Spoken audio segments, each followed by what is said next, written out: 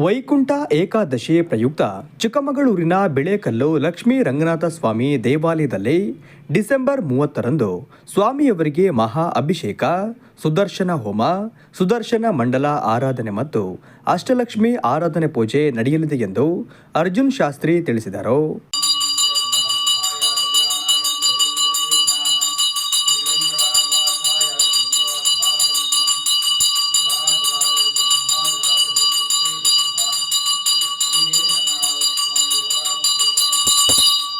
ಶ್ರೀ ಕ್ಷೇತ್ರ ಬಿಳೇಕಲ್ಲು ಲಕ್ಷ್ಮೀ ರಂಗನಾಥ ಸ್ವಾಮಿಯವರ ವೈಕುಂಠ ಏಕಾದಶಿ ಮಹೋತ್ಸವ ಇದೇ ತಾರೀಕು 30ನೇ ತಾರೀಕಿಂದ ಸಂಜೆ ಬೆಳಗ್ಗೆ ಯಥಾಸ್ಥಿತಿ ಸ್ವಾಮಿಯವರಿಗೆ ಮಹಾ ಅಭಿಷೇಕ ನೆರವೇರುತ್ತೆ.